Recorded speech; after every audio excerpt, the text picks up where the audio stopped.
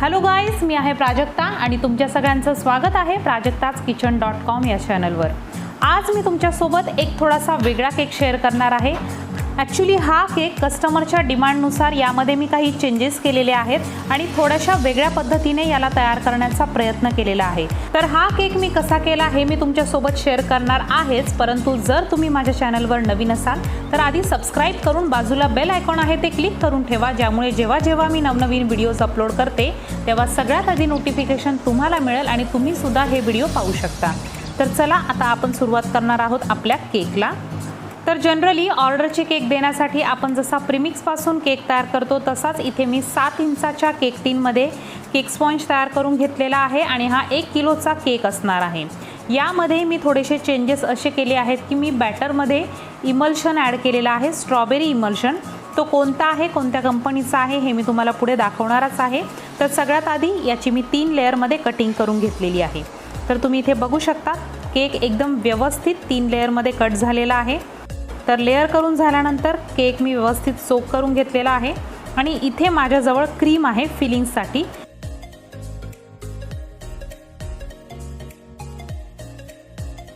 त्यामध्ये मी अरोमाचं स्ट्रॉबेरीचं emulsion add करणार आहे। हे एकदम सुंदर इमल्शन आहे आणि याचा फ्लेवर खूप छान आहे आणि याला एक डिसेंट असा कलरसुद्धा असतो। तर हे खूप सुंदर इमल्शन आहे। आता कस्टमरनी मला जी डिमांड केली होती ती मी तुम्हाला सांगते। ॲक्च्युली कस्टमरला यामध्ये क्रश नको होता, त्यामुळे मी क्रश न वापरता आपण फ्लेवर कसा देऊ शकतो तर इथे आपण इमल्शन वापरू शकतो। आता जे बिगिनर्स असतात त्यांना बऱ्याच वेळा प्रश्न पडतो की नेमकी इमल्शन म्हणजे काय। तर इमल्शन याचा अर्थ इसेन्स आणि कलर याचं कॉम्बिनेशन।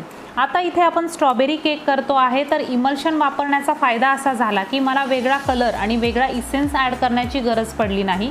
मी फक्त इमल्शन ॲड केल्यानंतर मला स्ट्रॉबेरीचा फ्लेवरसुद्धा मिळाला आणि स्ट्रॉबेरीसारखा एक डिसेंट असा कलरसुद्धा मिळाला। तर तुम्ही इथे बघू शकता बेसला सुद्धा खूप सुंदर कलर आलेला आहे। जर तुम्हाला आणखीन रेडिश डार्क रेडिश करायचं असेल तर तुम्ही आणखीन आपला नॉर्मल कलर ॲड करू शकता, परंतु जे फ्लेवर आहेत त्यानुसार हे कलर एकदम व्यवस्थित आहे। तर हे अरोमाचं इमल्शन खूप छान आहे। शक्य झालं तर तुम्ही ते ऑनलाईन सुद्धा बाय करू शकता, ॲमेझॉनवर हे इझिली अवेलेबल आहेत। तर आता जसे आपण फ्लेवरिंग करतो मध्ये क्रश ॲड करून क्रीममध्ये, ते इथे मी केलेलं नाही आहे। फक्त क्रीममध्ये इमल्शन ॲड केलेलं आहे, ज्यामुळे क्रीमला सुद्धा फ्लेवर येईल आणि थोडासा कलरसुद्धा येईल। तर तुम्ही इथे बघू शकता 3ही लेयर मी अशाच प्रकारे क्रीमने फक्त फिलअप करून घेत आहे। इथे मी स्ट्रॉबेरी क्रशचा वापर केलेला नाही।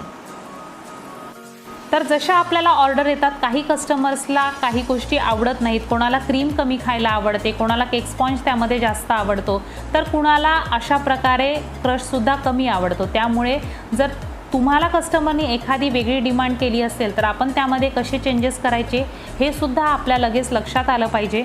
आणि हाही केक मला असं वाटलं की थोडासा वेगळा आहे, त्यामुळे याची रेसिपी मी तुमच्यासोबत शेअर केलेली आहे।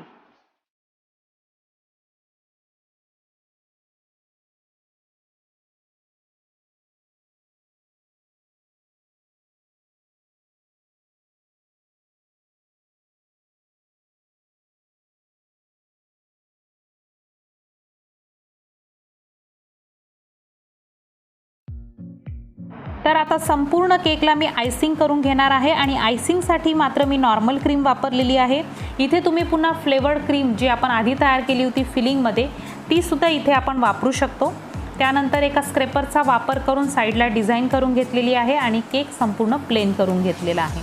आता त्यानंतर इथे मी वरती डेकोरेशनसाठी स्ट्रॉबेरी क्रश जो असतो तो ॲड केलेला आहे, कारण त्यांना फक्त फिलिंगमध्ये नको होता, डेकोरेशनसाठी वापरला तरी चालेल असं सांगितलेलं होतं। त्यामुळे इथे मी डेकोरेशनसाठी हा क्रश वापरलेला आहे।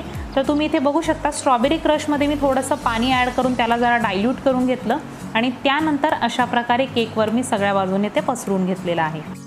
तर अशा एक वेगळ्या प्रकारे सुद्धा आपण केक तयार करू शकतो। इव्हन तुमच्याकडे जर क्रश अवेलेबल नसेल आणि तुम्हाला जर कस्टमरला केक द्यायचा असेल तर तुम्ही अशा प्रकारे इमल्शन सुद्धा ॲड करू शकता किंवा इसेन्स प्लस कलर ॲड करून सुद्धा फ्लेवरिंग देऊ शकता।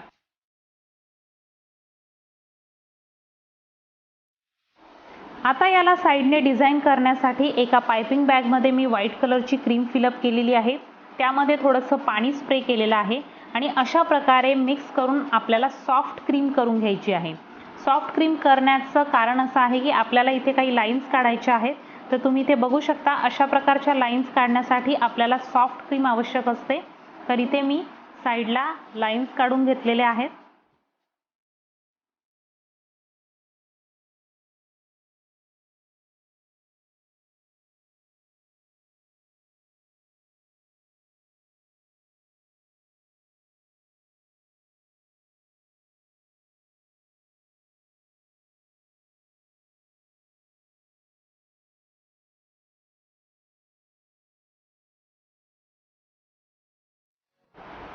आणि या लाईन्स पूर्ण झाल्यानंतर N1 नंबरचा नोझल वापरून इथे छोटे छोटे रोजेट्स काढून घेतलेले आहेत।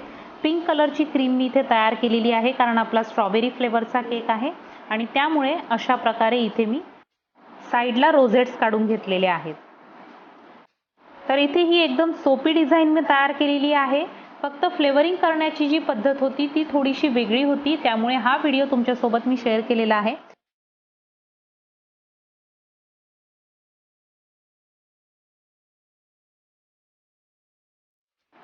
सेम नोझलने N1 नंबरच्या नोझलने इथे मी बॉर्डर सुद्धा काढून घेत आहे। हा मोठा केक आहे, 1 किलोचा केक आहे, त्यामुळे इथे मी मोठ्या नोझलने बॉर्डर काढलेली आहे। आणि जेव्हा आपण अर्धा किलोचे केक करतो तेव्हा मात्र तुम्ही छोट्या नोझलचा वापर करायचा आहे बॉर्डर काढण्यासाठी, कारण छोट्या केकला मोठी बॉर्डर चांगली दिसत नाही। तर इथे तुम्ही बघू शकता N1 नंबरच्याच नोझलने इथे मी बॉर्डर सुद्धा काढून घेतलेली आहे।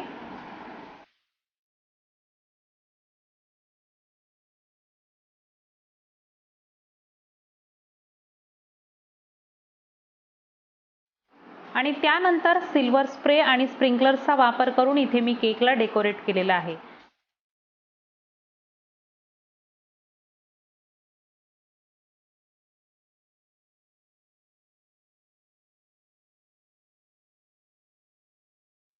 तर अशा प्रकारे एका नवीन मेथडने हा केक मी तुम्हाला इथे तयार करून दाखवलेला आहे।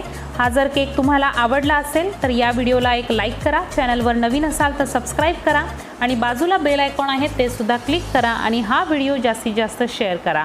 पुन्हा भेटूयात अशाच एका नवीन व्हिडिओमध्ये।